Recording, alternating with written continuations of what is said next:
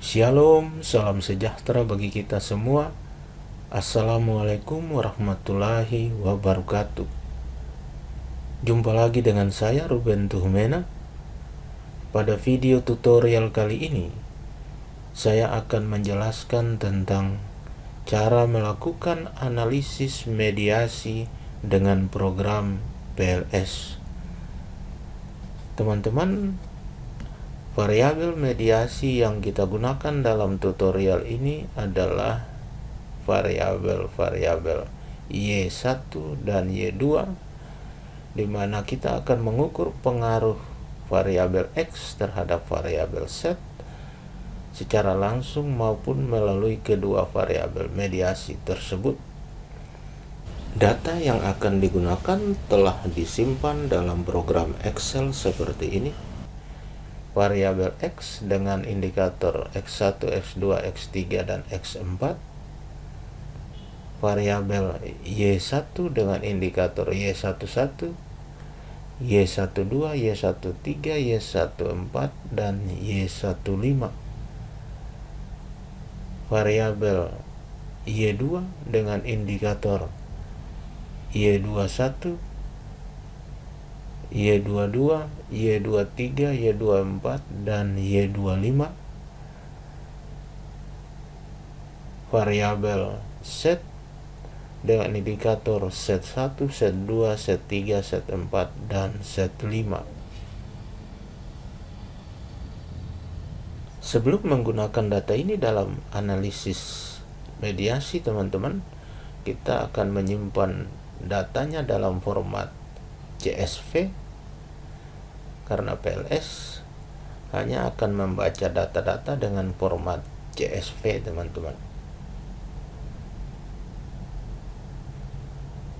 PLS yang digunakan pada tutorial ini adalah Smart PLS 3. Untuk memulai perhitungan, teman-teman klik New Project. Selanjutnya memberi nama pada projectnya.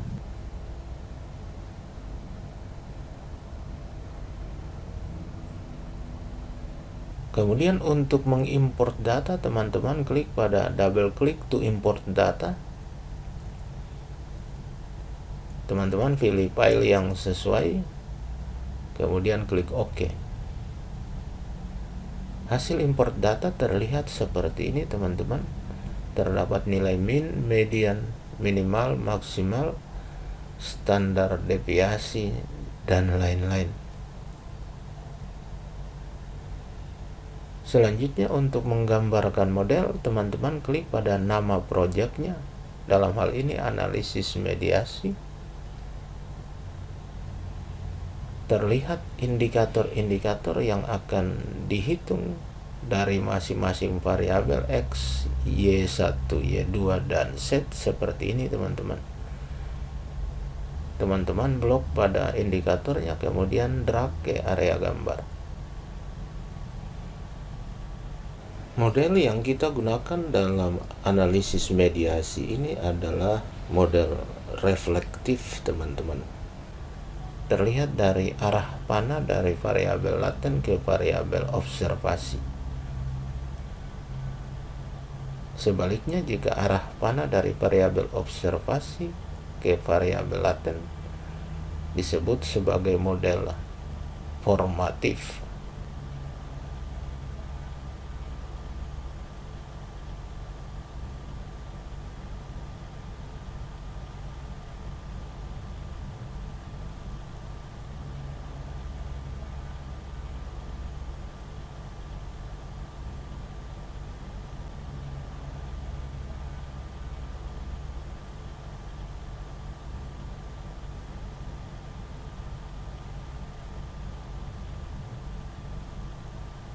Selanjutnya untuk mengatur posisi indikator, teman-teman klik kanan satu kali pada bulatan, kemudian pilih posisi indikator yang sesuai, apakah ke atas, ke kiri, ke bawah, atau ke kanan.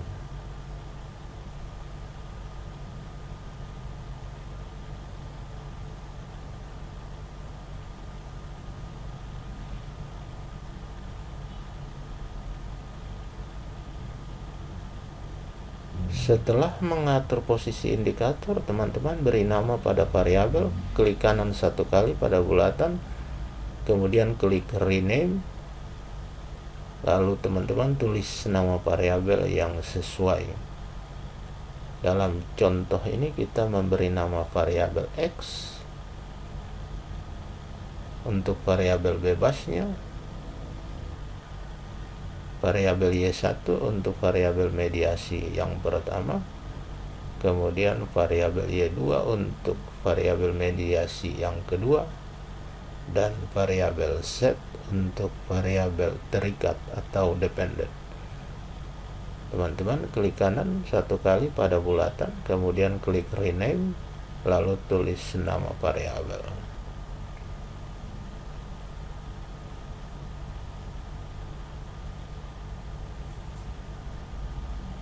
Setelah memberi nama variabel, teman-teman hubungkan variabel yang satu dengan yang lain, klik connect, kemudian arahkan kursor ke variabel yang dituju, lalu klik satu kali pada bulatan dari variabel yang dituju tersebut.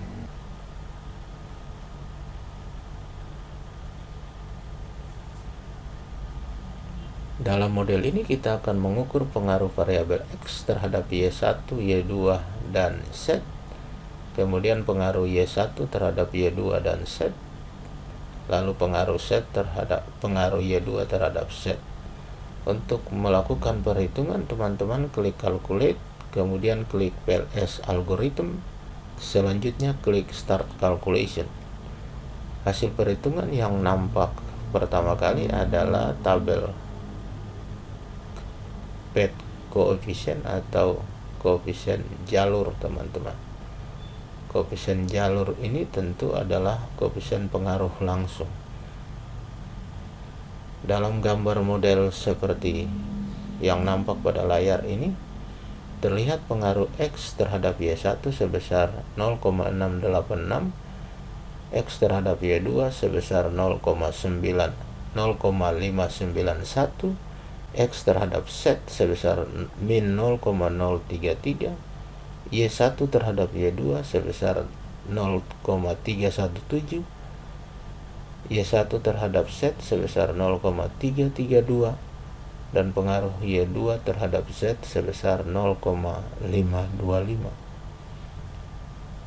Koefisien-koefisien ini terlihat pada tabel koefisien jalur seperti ini, teman-teman.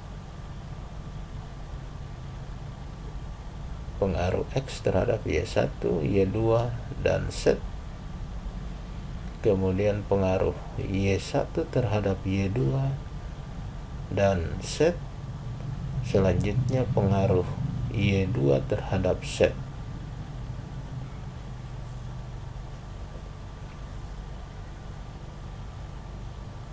Berikutnya kita lihat hasil perhitungan untuk pengaruh tidak langsung. Pengaruh tidak langsung X terhadap Y2 melalui Y1 sebesar 0,218, terhadap Z melalui Y1 dan Y2 sebesar 0,653. Pengaruh Y1 terhadap Z melalui Y2 sebesar 0,617. Berikut pengaruh total. Pengaruh total ini merupakan gabungan atau penjumlahan dari pengaruh langsung dan pengaruh tidak langsung, teman-teman. Pengaruh total X terhadap Y1 0,686, X terhadap Y2 0,808, dan terhadap Z sebesar 0,620. Pengaruh Y1 terhadap Y2 0,317 dan terhadap Z 0,499. Kemudian pengaruh Y2 terhadap Z sebesar 0,525. Berikut kita perhatikan nilai loading factor dalam tabel seperti ini, teman-teman. Kita bisa lihat loading factor dalam gambar modelnya. Terlihat bahwa nilai-nilai loading factor dari variabel X lebih besar dari 0,70 sehingga dapat dikatakan bahwa indikator X1, X2, X3, dan X4 merupakan pengukur yang baik bagi konstruk laten X. Kemudian indikator dari variabel Y1 terlihat nilai loading factor lebih besar dari 0,70, sehingga dapat dikatakan bahwa indikator tersebut merupakan pengukur yang baik bagi konstruk laten Y1. Konstruk laten Y2, nilai indikator lebih besar, nilai loading factor setiap indikator lebih besar dari 0,70, sehingga dapat disimpulkan bahwa indikator dari konstruk laten Y2 merupakan pengukur yang baik. Berikut variabel set, terlihat nilai loading factor seluruh indikator lebih besar dari 0,70, sehingga dapat dikatakan bahwa indikator set 1, set 2, set 3, set 4, dan set 5 merupakan pengukur yang baik bagi konstruk laten set.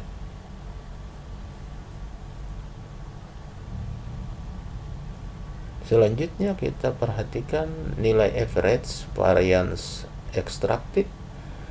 Disyaratkan bahwa sebuah konstruk dinyatakan valid jika memiliki nilai average variance extracted sama dengan lebih besar dari 0,5. Hasil perhitungan menunjukkan bahwa konstruk laten X, Y1, Y2, dan Z memiliki nilai average lebih tinggi dari 0,5, sehingga dapat dikatakan bahwa konstruk tersebut adalah valid. Reliability, composite reliability. Nilai reliability ini digunakan untuk mengukur reliabilitas konstruk, di mana syaratnya sama dengan lebih besar dari 0,7 atau 0,70. Hasil perhitungan memperlihatkan bahwa konstruk X, Y1, Y2, dan Z memiliki nilai reliabilitas lebih besar dari 0,7, sehingga dapat dikatakan bahwa konstruk tersebut adalah reliable. Selanjutnya nilai Cromba alpha. Disyaratkan bahwa nilai Cromba alpha harus sama dengan lebih besar dari 0,70. Terlihat dari hasil perhitungan variabel X, Y1, Y2, dan Z memiliki nilai Cromba alpha lebih besar dari 0,7, sehingga dapat disimpulkan bahwa indikator dari variabel-variabel tersebut adalah reliable. Berikut kita perhatikan nilai collinearity statistik atau variance inflation factor. Terlihat nilai variance inflation factor dari seluruh variabel lebih kecil dari 5, sehingga dapat disimpulkan bahwa tidak terdapat multicollinearitas. Berikutnya teman-teman, kita akan menguji pengaruh antar variabel. Pertama kita akan mengukur pengaruh X terhadap Y1, kemudian X terhadap Y2, selanjutnya X terhadap Z, lalu pengaruh Y1 terhadap Y2, kemudian Y1 terhadap Z, dan Y2 terhadap Z. Untuk melakukan perhitungan pengujian, teman-teman klik calculate, kemudian klik bootstrapping, lalu klik start calculation. Hasil perhitungan terlihat seperti ini teman-teman. Pertama kita lihat pengaruh variabel X terhadap variabel Y1. Nilai T statistik atau T hitung sebesar 13,235. Nilai probabilitas sebesar 0,000. Dari hasil ini dapat disimpulkan bahwa variabel X berpengaruh terhadap Y1. Selanjutnya, pengaruh variabel X terhadap Y2 diperoleh nilai T hitung sebesar 5,873, probabilitas 0,000. Dengan demikian dapat disimpulkan bahwa variabel X berpengaruh signifikan terhadap Y2. Pengaruh variabel X terhadap variabel Z diperoleh nilai T hitung sebesar 0,286, nilai probabilitas 0,775 lebih besar dari 0,05, sehingga dapat disimpulkan bahwa variabel X berpengaruh tidak signifikan terhadap variabel Z. Pengaruh variabel Y1 terhadap Y2 diperoleh nilai T hitung 3,199 dengan nilai probabilitas 0,001.